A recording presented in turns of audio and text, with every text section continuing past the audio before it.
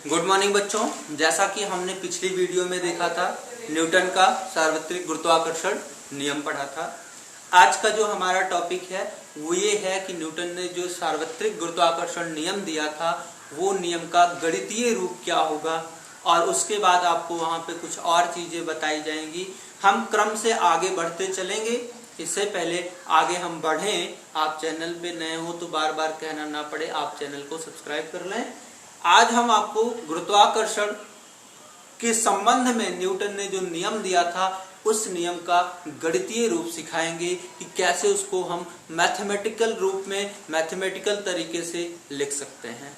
ठीक है बेटा, तो आज चलिए आगे बढ़ते हैं। गुरुत्वाकर्षण हमारा लेसन है। जैसा कि मैंने कहा था, आप न्यूटन का जो गुरुत्वाकर्षण नियम है उसे अच्छे से लर्न कर लेना। ठीक है ना। जब तक आप लर्न नहीं करोगे, याद नहीं करोगे, तब तक आप उसका मैथमेटिकल डायग्राम नहीं लिख सकते हो। अगर लिखना है, पढ़ना है, और मैंने ये भी कहा था कि यही वीडियो आप आगे चल करके पैसा दे करके देखते हो, आज आपको फ्री में देखना है, देखने को मिल रहा है, फिर भी आप फायदा नहीं उठा पा रहे हो। आपको विद्यालय भी नहीं जाना है, आराम से घर बैठे पढ़ना है। चलिए शुरुआत करते हैं। जैसा कि न्यूटन ने कहा था कि ब्रह्मांड में स्थित किन्हीं दो पिंडों के बीच में एक आकर्षण बल कार्य करता है। इस आकर्षण बल का मान दो बातों पर निर्भर करता है। एक तो उनके द्रव्यमान के गुणनफल के अनुक्रमानुपाती तथा दूसरे उनके बीच की दूरी के वर्ग के व्युत्क्रमानुपाती होता है। तो मान लेते हैं, माना दो पिंड जिनके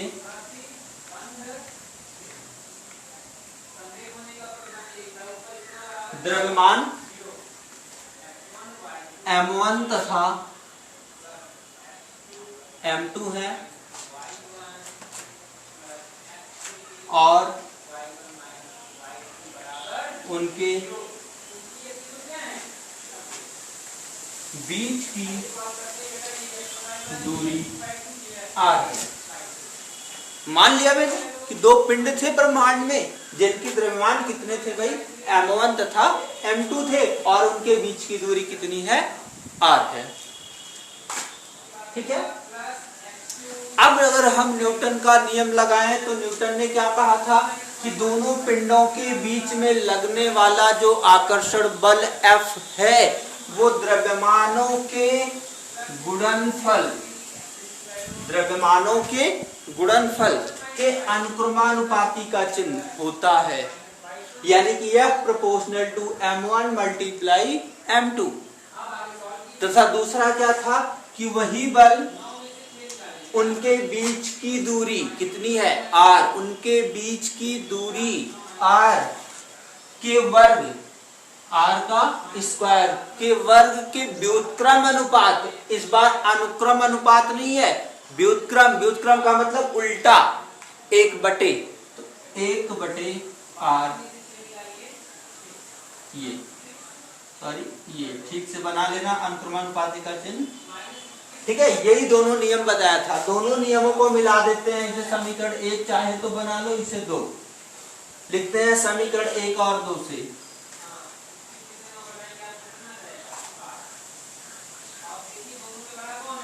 समीकरण 1 और 2 से आगे बढ़ते हैं।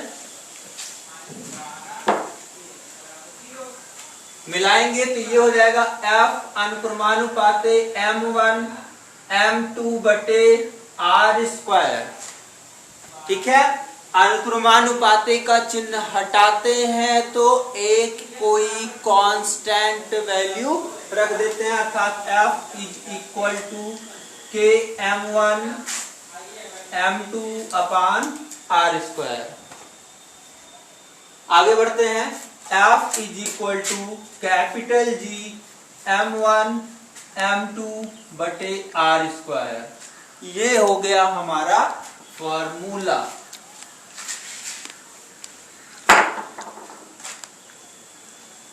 जहां कैपिटल G क्या होता है, कैपिटल G सार्वत्रिक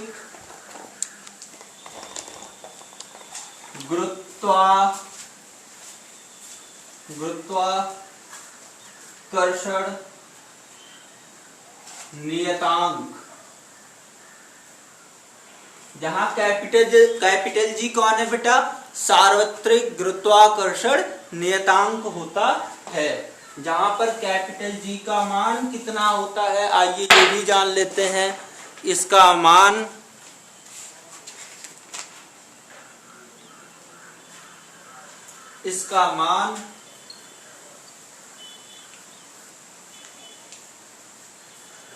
कैपिटल जी का मान बहुत इंपॉर्टेंट है, हर कंपटीशन परीक्षा में पूछा जाता है। सबसे पहले कैपिटल जी का नाम क्या है? सार्वत्रिक गुरुत्वाकर्षण नियतांक, और इसका एक निश्चित मान कितना होता है? इसका मान कैपिटल जी इक्वल टू 6 अच्छे से याद कर लो, 6.67 गुणे 10 की घाते -11 होता है। इसका मान 6.67 गुणे 10 की घात -11 होता है। और मात्रक भी लिख देते हैं, न्यूटन मीटर स्क्वायर प्रति किलोग्राम स्क्वायर होता है। इसका मात्रक न्यूटन मीटर स्क्वायर प्रति किलोग्राम स्क्वायर होता है। अगर आप इसका मात्रक खुद से निकालना चाहते हैं तो आइए निकाल लेते हैं।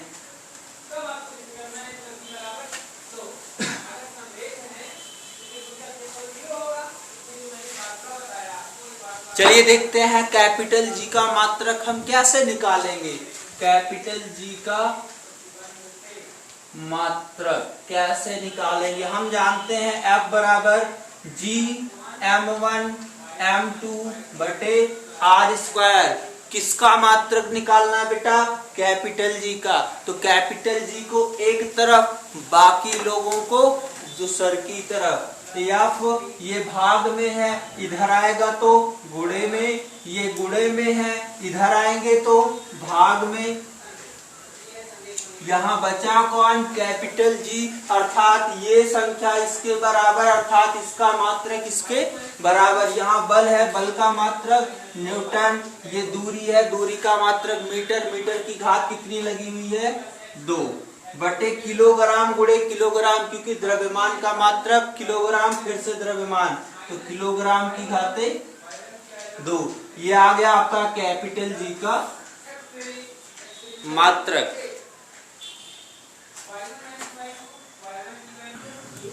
तो चलिए बच्चों, अगला टॉपिक है हमारा गुरुत्व तथा गुरुत्वीय त्वरण। आज आपको कुछ स्पेशल यहाँ और देखने को मिलने वाला है। ओके, चलते हैं। अब आप सोचो कि सर जी गुरुत्व तथा गुरुत्वीय त्वरण क्या है? तो आपको बता दें बेटा, अगर आप परिभाषा जानना चाहो तो गुरुत्व किसे कहते हैं, तो बहुत आसान सी परिभाषा है। आप कह सकते हैं कि सर जी, जब हम किसी वस्तु को स्वतंत्र रूप से छोड़ते हैं तो वह वस्तु पृथ्वी की ओर गति करना प्रारंभ कर देती है, क्योंकि प्रत्येक वस्तु को पृथ्वी अपने केंद्र की ओर, केंद्र का मतलब जहां पे उसका सेंटर बिंदु है, एकदम मध्य बिंदु है, क्योंकि पृथ्वी कैसी है? गोलाकार है। तो गोले का जो मिडिल पॉइंट होता है, जहां पे सुइया रख के गोला खींचते हो आप, तो उसी कहते हैं मध्य बिंदु।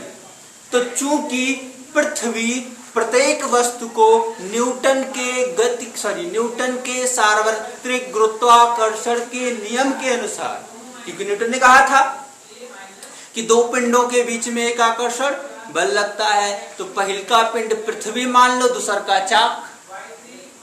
तो चाक और पृथ्वी के बीच में आकर्षण बल है कि नहीं? आप छोड़ो, तुरंत चाक को खींच लेगी।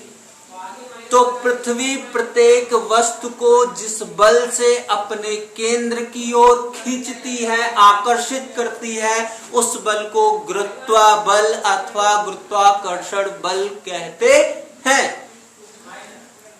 रिपीट अगेन, फिर से सुनिएगा। पृथ्वी जिस बल से किसी वस्तु को अपने केंद्र की ओर आकर्षित करती है, उसे गुरुत्व बल कहते हैं। अगला है गुरुत्वीय त्वरण। इसकी परिभाषा थोड़ा सा टफ लग सकती है आपको, इसलिए इसे ध्यान से सुनना। आइए बताते हैं गुरुत्वीय त्वरण क्या होता है।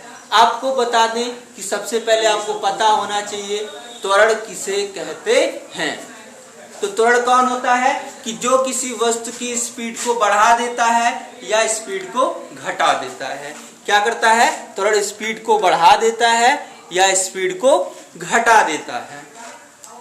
ऐसी स्थिति में गुरुत्वीय त्वरण क्या होता है कि जब हम किसी वस्तु को स्वतंत्र रूप से छोड़ देते हैं तो उस वस्तु के वेग में प्रति सेकंड होने वाली जो वृद्धि है उस वृद्धि को ही हम गुरुत्वीय त्वरण कहते हैं। इसका एक्सप्लेनेशन अगर आप चाहते हैं तो आप अगली वीडियो का वेट करें। तब तक के लिए बहुत बहुत धन्यवाद।